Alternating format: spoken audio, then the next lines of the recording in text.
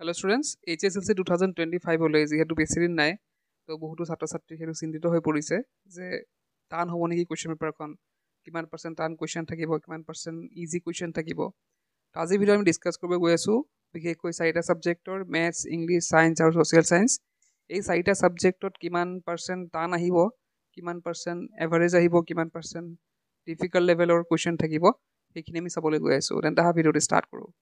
তো প্ৰথমতে আমি চাম ম্যাথছৰ তো ম্যাথছৰ কোৱেশ্চন পেপাৰখন কিমানখিনি টান থাকিব সহজ থাকিব সেইখিনি চাওঁ হা তো ম্যাথছৰ যদি চাওঁ ইয়াতে চোৱা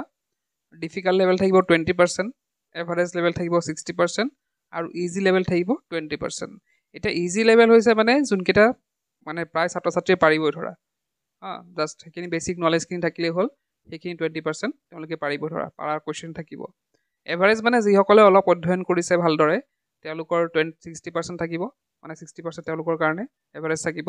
আৰু ডিফিকাল্ট পাৰ্ট যোনটো আছে 20% সেইটো ধৰা যোনে ধৰা 90 বা 90 প্লাছ পায় তেওঁলোকৰ কাৰণে তেওঁলোকে একদম ভালদৰে আটিগুৰি মাৰি যিসকলে পঢ়িব তেওঁলোকে এই ডিফিকাল্ট লেভেলটো ক্ৰছ কৰিব পাৰিব তো এনেদৰে থাকিব ম্যাথছৰ ডিফিকাল্ট 20% এভাৰেজ 60% আৰু ইজি 20% তো ইয়াতে আমি এতিয়া চাম ইংলিছৰ তো ইংলিছৰ কি হ'ব ইজি থাকিব 30% এভাৰেজ থাকিব 50% আৰু ডিফিকাল্ট থাকিব 20% তো ইংলিছৰ ক্ষেত্ৰত অলপ মানে ইজি কুৱেশ্যনৰ সংখ্যা বেছি থাকিব বা এভাৰেজৰ সংখ্যা অলপ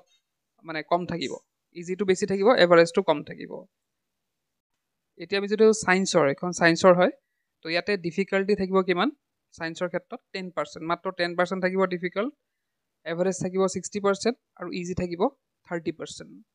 তো ইয়াতে দেখিলো অলপ বেলেগ হয় সায়েন্সৰ ক্ষেত্ৰত ডিফিকাল্টি আৰু কমি গৈছে এভাৰেজটো 60% থাকিব ইজি 30% এতিয়া আমি চাম সোশ্যাল সায়েন্সৰ তো সোশ্যাল সায়েন্সৰ ইয়াত কি হ'ব ইজি থাকিব কিমান 30% এভাৰেজটো ইয়াত কমাই দিয়া হৈছে 40% লৈকে লৈ অহা হৈছে আৰু ডিফিকাল্টটো থাকিব 30% ইয়াত কনসেপচুৱেল কিছুমান কুৱেশ্চন থাকিব ইনসাইড কুৱেশ্চন থাকিব মেচ দ্য ফলোইং থাকিব এছাৰেশ্যন ৰিজনিঙৰ কুৱেশ্চন থাকিব তো সেইখিনি হৈছে আমাৰ ডিফিকাল্ট লেভেলটো ইয়াত বেছি থাকিব কাৰণ যিহেতু আমাৰ সোশ্যালখন পঢ়িব লাগে আমি জানো আৰু যিহেতু সোশ্যালটো পঢ়া এটা সাবজেক্টে গোটেই কিতাপখিনি ভালদৰে পঢ়িব লাগিব আৰু কিতাপখিনিৰ ওপৰত বেছ কৰিয়ে ইয়াতে দেখিছা ডিফিকাল্ট যোনটো পাৰ্চেণ্টেজ আছে সেইটো বঢ়াই দিয়া হৈছে 30% লৈকে লৈ যোৱা হৈছে